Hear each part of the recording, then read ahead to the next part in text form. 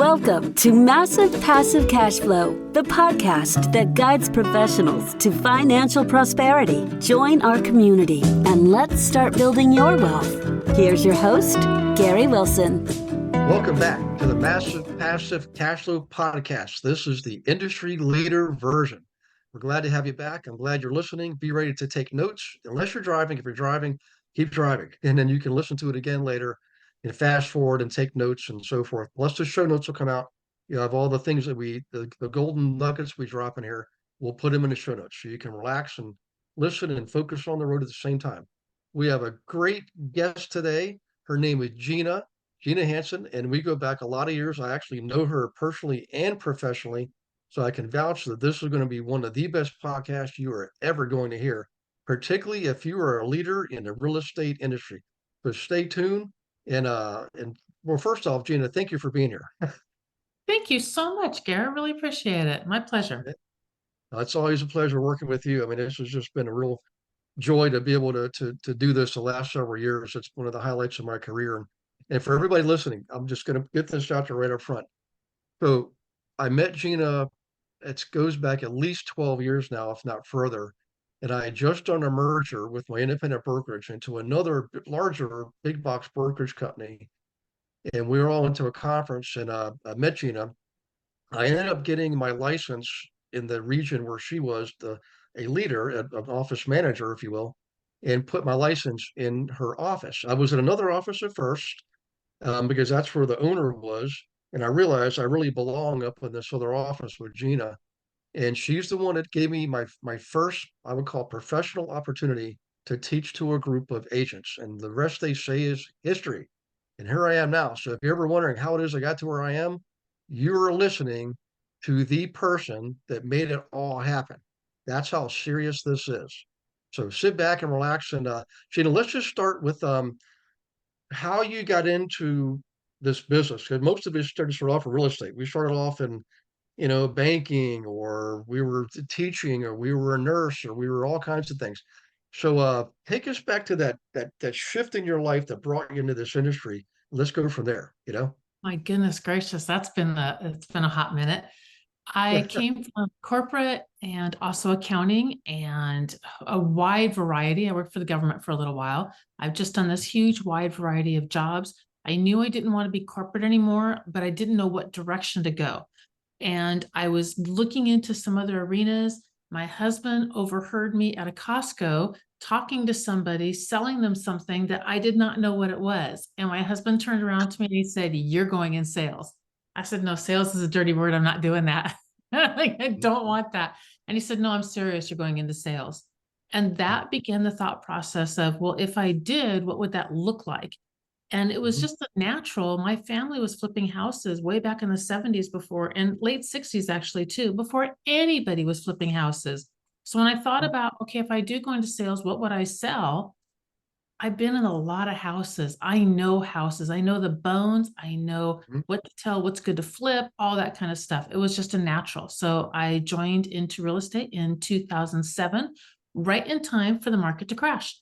Matter of fact, Garrett, my very first transaction, on the day the bank was to fund it, they put a padlock on the door and a sign that said closed for business. And that was the first bank in the area to fail. Literally the first one in our whole area to fail.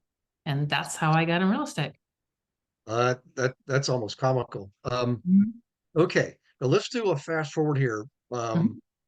You're an agent and then ultimately ended up in leadership in real estate and one of the big box companies. Now I want to preface this with, a lot of people listening are, they have their own brokers, just like I did. I started off in the business working for another company, realized, I just need to have my own company. And I'm not knocking the other companies. It's just, I knew I could do better on my own. So I did that, built the brokerage, built it up very nicely, turned into a really nice merger for me. I still get paid for that, by the way, all these years later. But then I started learning more about leadership and management when I joined the big box company. So there is a lot to be said for that. So what are some of the key things you learn when you are now leading a group of agents? Now, sometimes we call that herding the cats. All these people run around. We're all entrepreneurs. We're ADD, and somehow or another you got to get some production out of us. So give us a couple pointers. What did you learn that could help these listeners listening right now? For the ones that own their own brokerages? Oh, that's such a good question. Or really Uh, team leaders, Team independent leaders brokerage and all owners, that. The hardest thing office that I really managers. struggled with team leaders was, as being a team leader, was to make sure that I provided massive amounts of value for my agents. So I learned things like, well, I was Mhm. teaching every single week. That's one of the things that we did. So I learned to teach the top of the class, not the bottom of the class. The bottom of the class will stay there. And I don't mean to sound hierarchical, even though it does, but I taught to the top agents in the room. They won't be there otherwise. And I need them there to help show the example for the new agents that are coming in. So I learned to teach to the top of the class. It's also very, very, very difficult to come up with something fresh and new every single week. So we set up a system for training that, or a system for our team meetings, that one was a awards based type of a meeting where we went through everyone's personal numbers. Another one where we went through all of the numbers going on in our areas, city, zip code, that kind of a thing. A third one was pure mindset training, and a fourth one was pure sales training. And then if we had a Okay. fifth, it was usually kind of fun. So I just learned to really systemize things like my training and hone that in.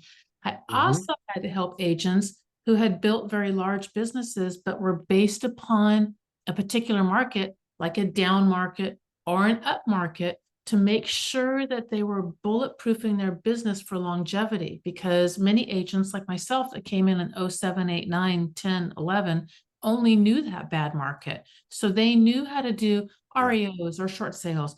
But if you're not careful, well, even if you are careful, that business is going to go away. So we had to work Hmm. with agents to make sure they captured that other side of the business. For instance, the REO agents were capturing the buyer side, those orphan buyers.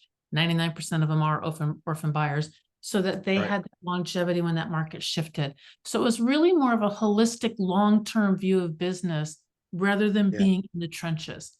And I guess if I had a third one, was because I sold in Washington State, and then I went to Virginia where I met you, and then I was in California, and then Southern California, and now Florida. I had to learn really quickly to be able to separate sales and legal law and do it very, Yeah. very easily. So my agents understood as well. Is that a legal question or is that a sales question? And they would go, it's legal. And get your butt in the broker's office, not mine.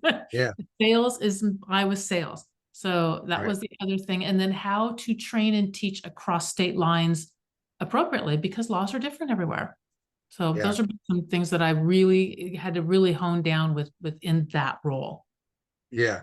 Well, that's interesting you brought that up because as you know, I traveled all over US and Canada teaching in all the different offices. I mean, every like well over 600 cities and towns multiple times. And wonderful experience. But what I realize is, yes, there's a lot that's in common between states and between countries, particularly the English speaking countries. But there are all little differences, nuances, and different Canadian provinces, for example, things I'd have never thought of in my entire life. If I didn't live up there, I wouldn't know that stuff. And I literally had to redo some of my training. So, but the interesting thing is, it's like when you learn the fundamentals, you can apply them everywhere. And you're right. It's, the way we operate now, of course, we're in multiple states, the team. And I know that I've got a managing broker that we can rely on in that whole office, not just one person, but a managing broker's office that has, designated brokers and other people that specialize in marketing compliance and so forth. So we have all that available to us that we really didn't before. We had it at like the office level. We had one person, and that was Yeah. the old model. But Yeah. now, so we have the industry right now. It's right in the middle of a big change, a fundamental change in how the industry operates on multiple fronts too. It's not just like the infrastructure change, but now the potential legal changes and buyer agency and so forth. Which, by the way, I'm going to put everybody at ease here right now. Turn off the TV, turn off the national news, because guys, they're not brokers. They don't know what the hell they're talking about. Excuse my French, but they have gotten it wrong so many times in the last 2 months. So we show people what to do. Like, look, this is what's going to happen. We've been doing this for decades already. In fact, prior to 30 years ago, this is what it was like. Mhm. This isn't anything new. We Mm-mm. already know what to do. Yep, and at the end of the day, the best thing you can do for a buyer to get them to work with you and you be compensated is to show why you're worth it. to show your value. That Yep. means you got to learn, you got to educate, you got to train, you got to coach, things like that. So we're kind of jumping ahead here, but what I want to do is have you talk about that a little bit because I know there's brokers out there like me. We grew, we were doing well, but Gina, I got to the point where like I was no longer having fun building. I was now the manager. I'm like, oh crap, this is not. I don't. I don't like this managing stuff. I don't like people come to my office crying because somebody didn't eat their peanuts that they brought to the team meeting. I mean, that's the kind of stuff that was happening. I'm sure that's a true Mhm. story, by the way. I'm like, I want to Is be it a part. I want really? to. Yes, that's a true story. Yeah. Oh my Oh my gosh. gosh, it was the freakiest thing. But what I want to do is I want to help my people become heroes. And I know I speak in the other team leaders and office managers and brokerage owners out there and you know big trainers like they're the same thing. Like, hey, boy, if I could just do that, man, I'm a happy camper. Mhm. So but tell us about your experience going from there. I know it was probably what maybe 2017 or so. I can't remember the exact year. You'd had another one of those I call inflection point in your life. You realize, you know what, you're going to go have your moment and talk to to God and you know Yeah. ask the question, you know, what should I be doing? Please give me a sign, point me in the right direction. Um, and then fast forward, we ended up here, but kind of take us through that and think about these other office managers out there, Gina, that are just exactly where you and I were. We don't want to get out of the business, but Mm-mm. we need to pivot. We need to do something with ourselves that allows us to be fulfilled and help others be fulfilled too, you know? I love this question. All right. This is one of my favorite stories. Um, Mhm. so I've been an office manager, team leader for the big box company, 2 locations, 7 years hard time. And I was burned out. I was just burned Yeah, out, man. It was hard time. Um, it's it's because I couldn't run things the way that I wanted to run them because you have to hit numbers, you have to hit numbers, you have to hit numbers, you have to hit numbers. And I yes, have to have people in my office that I don't really, I would not choose to work with some of these people because you have to hit numbers, you have to hit your numbers. And if you don't hit your numbers, you know, and I don't, I'm always been very, very competitive. I like goals. I like numbers, charts, and things to go after. I'm cool with all that, but I still want to run things the way I want to run things. I really do. I'm an entrepreneur. I mean, that's how I'm wired. And I learned that my sweet spot was really where I could run things the way that wanted to. So for me, my sweet spot was really running it. One of my sweet spots was really running my own team because my team could operate the way I wanted my team to operate. And if it mhm, wasn't a good fit for our team, you were asked to go, you know, and which didn't happen. yeah, So I was very careful about who I picked on my team. So I could build it the way I wanted to. So I've been a team leader for 7 years and I was so burned out. And I don't know if you all have been here, but for about 9 months, I knew that it was time to move on. I just couldn't right, figure out what it looked like. And then I ended up, not to be dramatic or anything, but I ended up in the hospital with twisted bowels. And I just thought I had food poisoning, did not know what it mhm, was. Ended up at the hospital. In the hospital, you have to take 5 weeks off of work. And I was like, not doing that. I'm going to go back yeah, to work tomorrow. I feel great. So they told me if I didn't, I would be right back in the hospital again. How deep do you want me to go? You want me to go into this?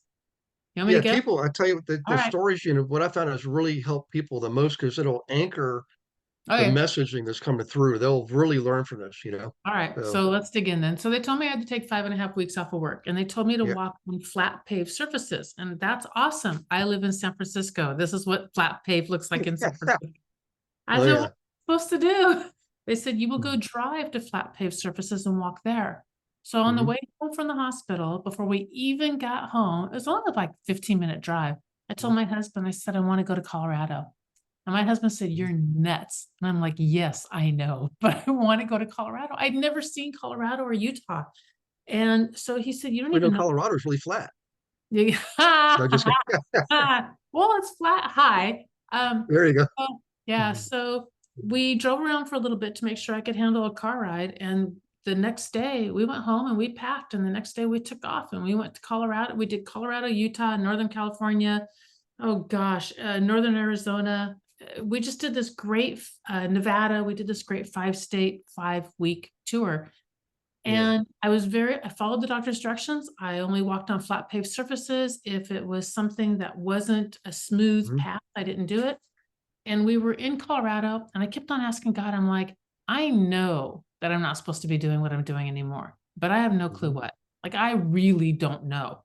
Yeah. And it was just one of those times in your life where you just pause, and I was very reflective, and I could see all these cool things that were going on around me finally. So I was very aware. I was in a very aware state for those 5 weeks.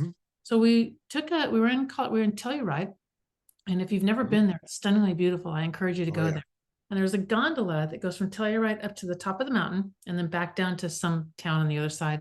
And we rode the gondola up to the top of the mountain and we got off, and it was right in between ski season and festival season. So there's nobody out there.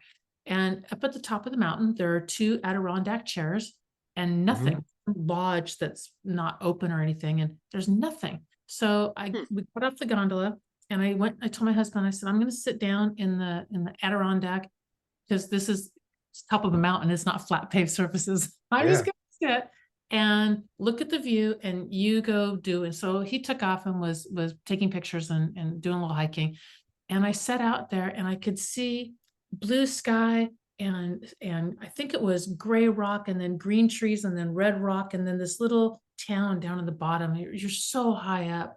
And it's just a postcard in front of me. And I just sat in that Adirondack looking out at the vista going, what am I supposed to do with my life? And very, very clearly, I heard a voice that said, I want you to teach people.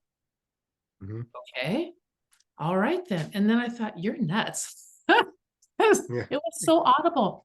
But then out of nowhere, this gargantuan mountain dog, like this huge Newfoundland, came and sat down beside. And I was like, the only thing it's missing is the whiskey barrel, right? And I'm like, wow, where did you come from? Yeah.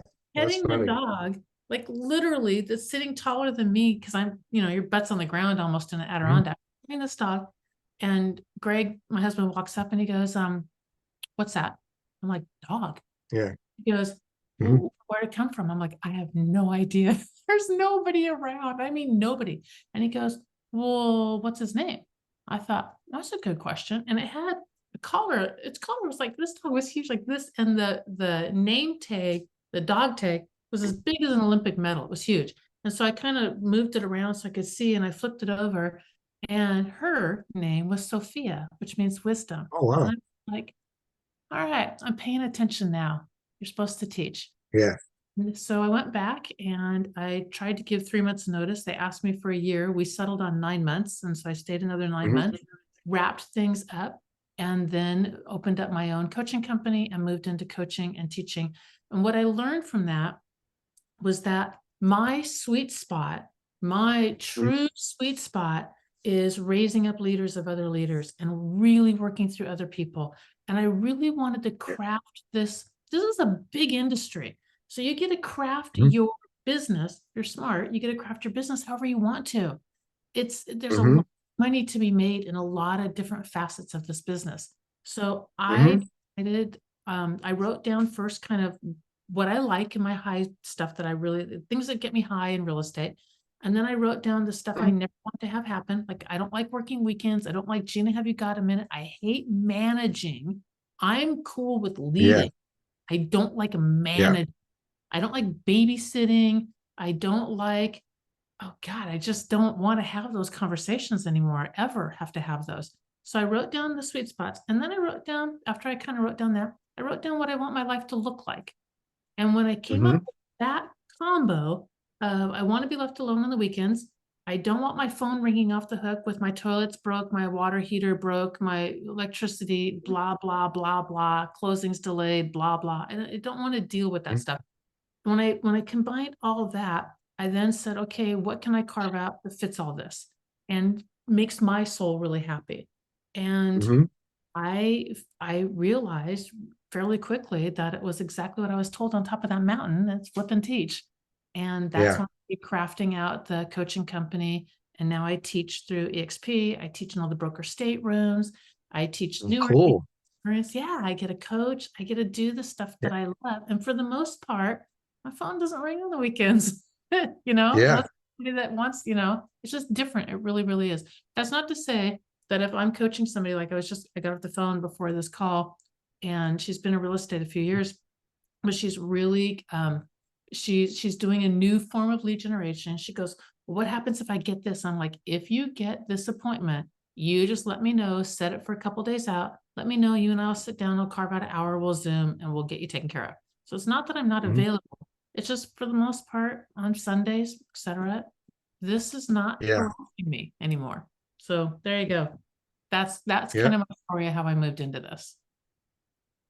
Well, what's interesting, what kind of tell me this is, we're still in the real estate industry. So you're still involved with those discussions, because your students are coming to you. They've got challenges, with Mhm. inspections, appraisals, Yep. buyers that say they know what they want. They really don't know what they want. You can tell because you showed them 5,000 places, and or sellers that think their house is the mansion on the hill, and it's really the 3 bedroom, 2 bathroom cookie cutter. But but But but they have the the cool greenest thing, grass, Gary. yeah, that's They're right. Yeah. way more. Their grass is greener, man.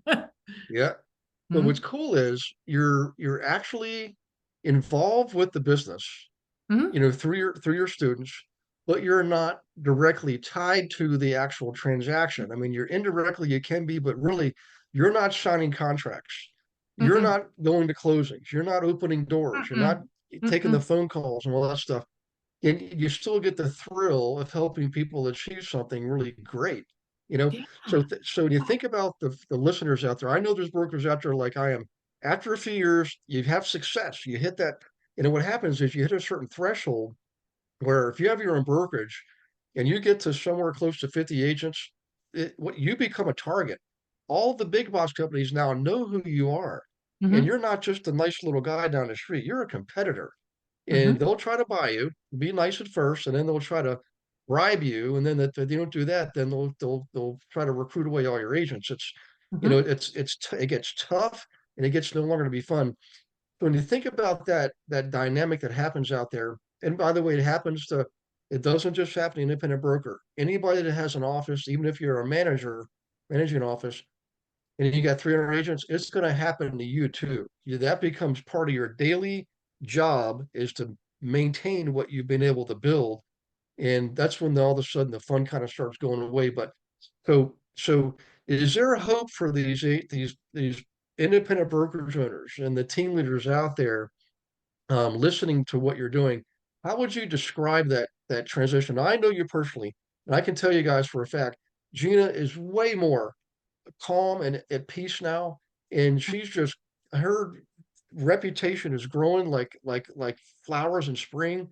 But what does that feel like, Gina, when you're going the path you're taking the path you're taking now? You're still involved with the industry, but you're no longer have all that crap you were dealing with before, and you're looking ahead. What does that look like? So kind of take us through that. What emotionally, what does that feel like, and what does the future look like? Did you know that you can participate in class every Monday? We call it Monday Night Live, 7 p.m. Eastern, with me and dozens of other investor agents from around the country, in fact, the world. Every Monday, totally free. No selling, no recruiting, just straight up education on anything and everything in real estate. And we have a lot of good guests coming on once or twice a month, bringing in expertise on subjects like how to buy a house with crypto. Okay. How about them apples? What about AI? How's AI affecting our business? How about the metaverse, blockchain processing? We're already using it in title work. So come on to Monday Night Live. Be ready to take notes and ask questions, because it's live and engaging, and you get to participate by asking questions and meeting others. So we'll see you there. Go to GaryRealEstateWithGaryWilson.com, click on the resource tab, drop down, and you'll see Monday Night Live. And in there, you can see one of the most recent classes. But more importantly, you can register for class as many as you want going up to like the end of the year, I believe. So in any case, do that. We'll see you on Monday Night Live. Look forward to meeting you in person. Take care. That is such a great question. Well, I don't know if you've been burned out. I know that I've definitely been burned out. And I also know my ceiling of achievement in running offices was about 130 agents in my office, which isn't even a big office. It was in Right. Virginia, because where we were in Virginia was small. Yeah. Most offices were 40 at the time, 40, 45. Yeah. They're a little bigger now. But it certainly wasn't a big office in Cali at all. But it Mhm. really was, I couldn't seem to bust past that. That was really my ceiling of achievement in that role. Mhm. And when I'm burned out, oh my gosh, I'm stressed out, I'm tired. Mhm. I don't do well. I just really don't when I'm burned out. Everything's just a Right. drag. And there's little bits of joy always, because there was always little bits of joy.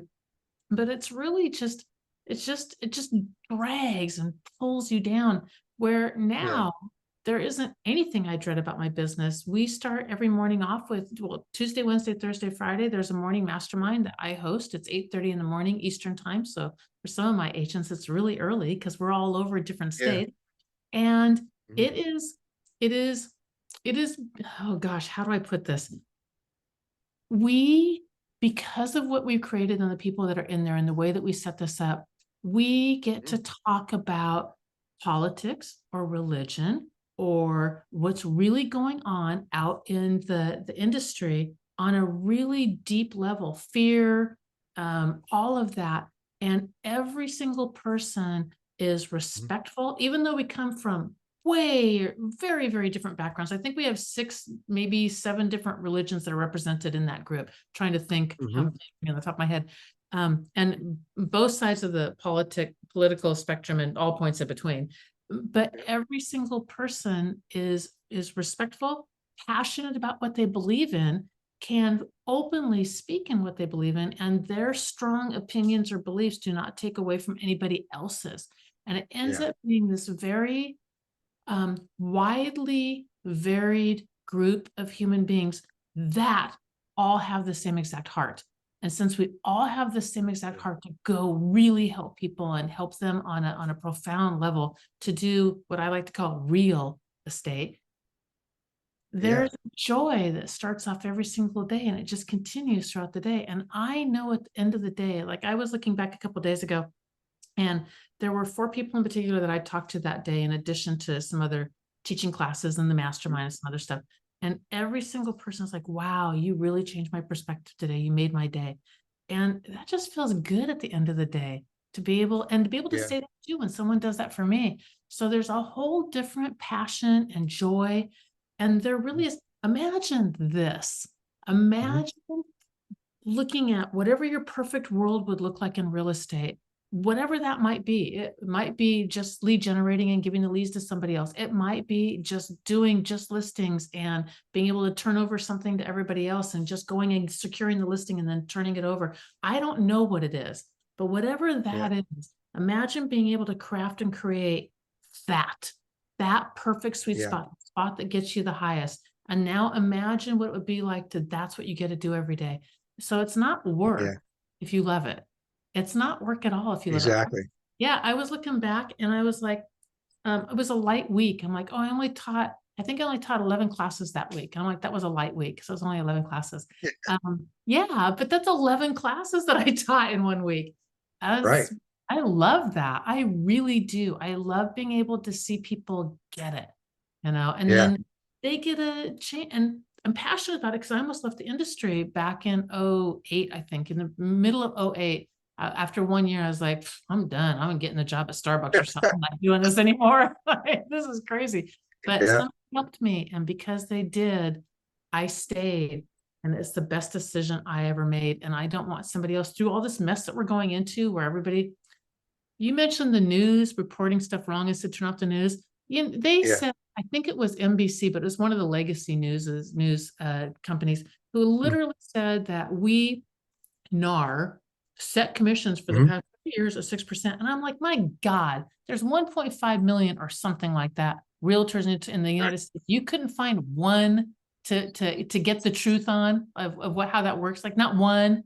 And if that's not a great indicator of, well, if they don't have that right, and there's 1.5 million people they could have asked, what else Oh, do yeah. they have right? So Yeah. in all of this topsy-turvy, I don't want to see people, I don't want anybody to leave if I could help them who could, if they're not a great agent now, could be an amazing agent.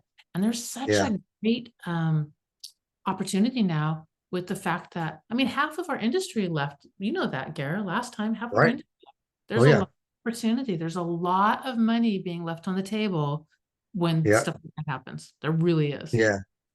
Well, what's interesting is, volume is down, transaction volume is down. There's fewer transactions a day than there were last year and the year Yep. before. But if you look at Yep. the last recession, if you look at from beginning to end across the entire, we'll just call it the US, um, transaction volume was only down an average of 25%. And yet half the agents left the business, which means the other half that were left literally increased their volume by 25% on average. Now, some people tripled it, like ours went up sixfold, so, but back to what you were saying, one thing is I just want to, comment that you're definitely the way you are now in our conversations. I mean, you're definitely in you're in your element. I can tell you're doing what you were meant to do. It looks right, it feels right, everything's natural. I mean, you wake up every day just as excited as you were the day before, and you don't have those stressors that have really come from, you know, I'm not going to call them arbitrary, but sets of rules that you got to follow and live by in traditional brokerage. You get to be in brokerage, you don't have to do that. You can focus Yep. on what brings you joy. And I want to kind of go into another topic here. Yeah. Um, you and I came from the world where we were operating at the locality level. We were in an office that was in one area, one Mm-hmm. part of town or one part of the county, Yep. whatever, one part of the state. And I talked to a lot of brokerage owners and team leaders, and I tell them, say, look, I built a team where I was. I was initially in 3 states, 111 agents loosely on a team, and then I built a following of 78 people in 8 years.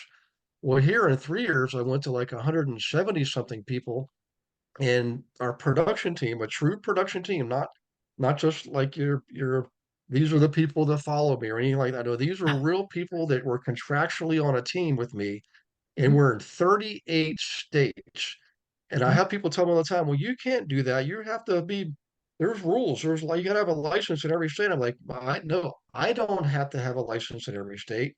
Nope. Somebody does, but it doesn't have to be me. Yep. So any comments along those lines for people who are thinking, gee, I wish I could do what Gary and Gina are doing. I wish I could be operating in all these states, but I don't see how I can do. They think that the linear mindset from their franchise model, and I'm always looking for something to help them see that. And you're another example I can look to that's actually doing it. Yeah. So the sister teams in a few states as well. I haven't counted, but it's only like five, I think. But Yeah. all of us are in different states, every single one of us. It's Yeah. so funny because I get that question all the time because I was Mm. licensed in California and Wyoming. I'm now currently only licensed in Wyoming. I live in Florida. And they're like, well, how do you do that? It's easy. It's easy. Mm. So I tried in the big Yeah. box company to do that expansion across state lines. And it was brick wall after brick wall after brick wall Oh, yeah. because every single time I wanted to do it, I had to get another person's permission and I had to work with the other person. And then we put people over there, and the people felt completely disconnected because they were in a different office, but on a team over here. And Mhm. it was just really, it was like Sisyphus pushing a rock uphill. It really, really was. Where Yeah. here, because of the mastermind, your Monday night group that you have, that we have the fact that I coach and teach and train, we have this connection.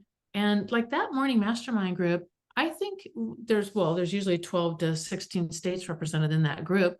And that group feels Mhm. massively connected. The cool thing about it is Yeah. because I'm not competing directly with you or you or you or Mhm. you, we have referrals going all over the place within that tight knit little group. So that's a huge bonus. And then the other thing Yeah. is me giving away all my pearls, not, and I don't mean me, I mean somebody on the team, because really that it's a mastermind, it's their brains. I just, turn on Zoom in the morning. Right.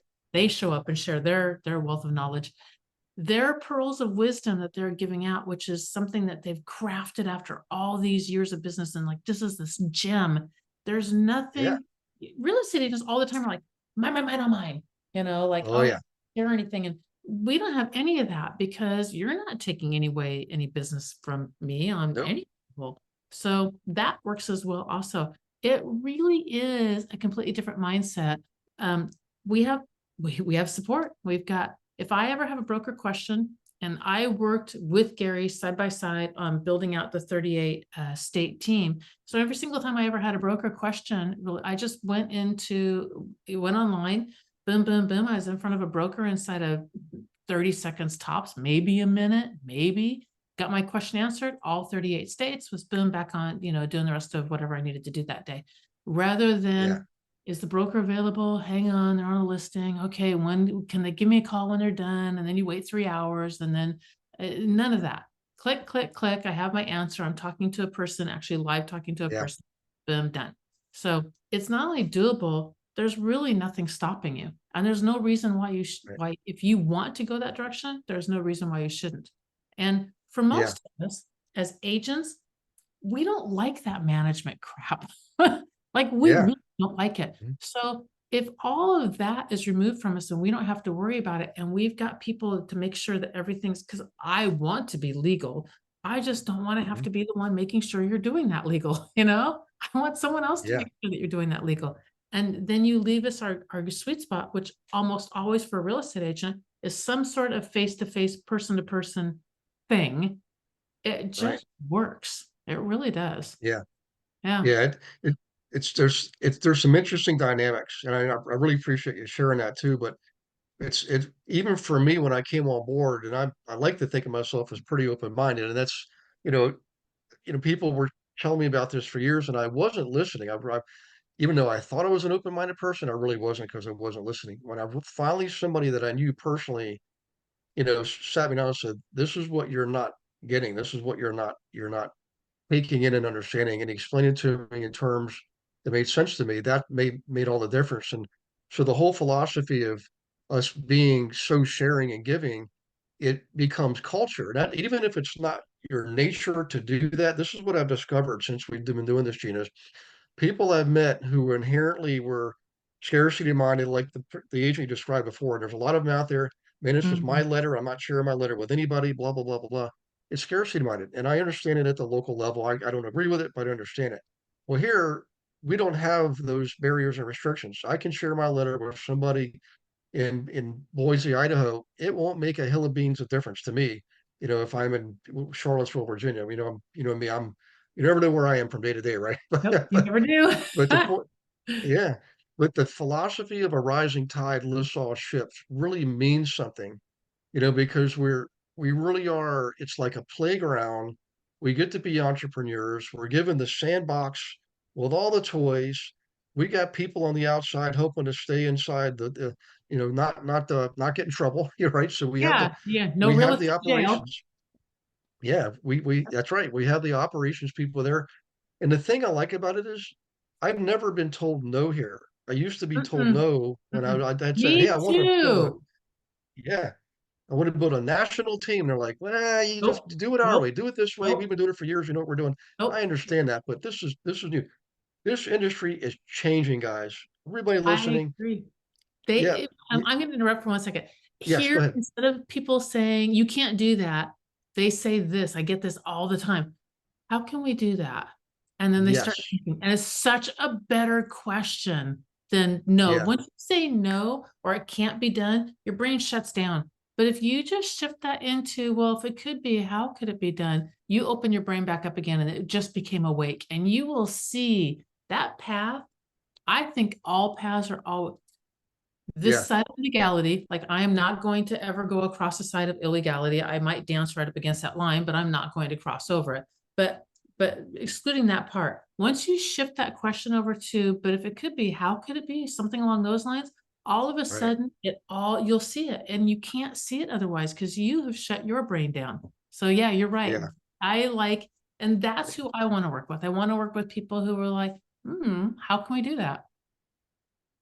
That's exactly right. Let's see how we can make that work. I just had a call yesterday with somebody way, way high up.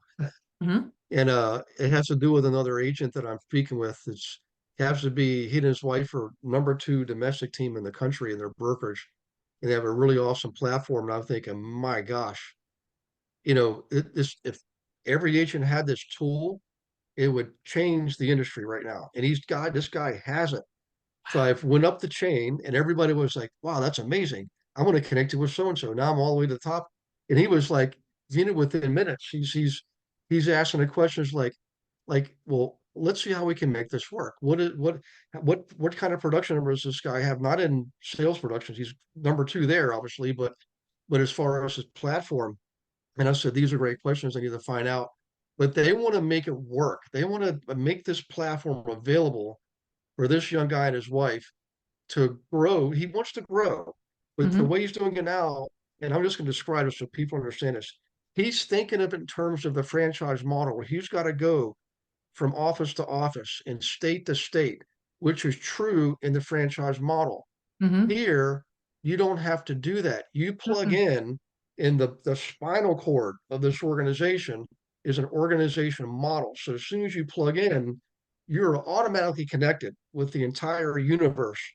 And it It's just allows horizontal. you to grow exponentially and Mhm. immediately as opposed to linearly, which would take years and a lot more Yep. cost, by the way.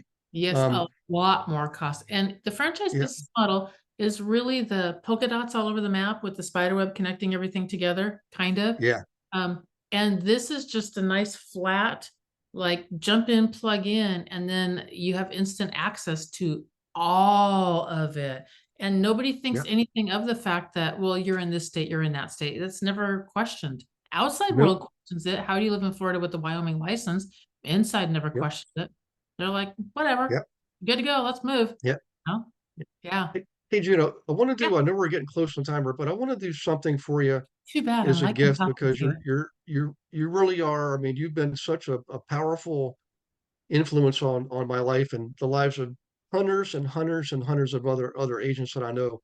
It was interesting as I speak to them from time to time. Somebody will call me up, or they'll see a video I put out or something, or I see something they did, and when your name comes up, it's automatic. The light comes on, the smiles come out.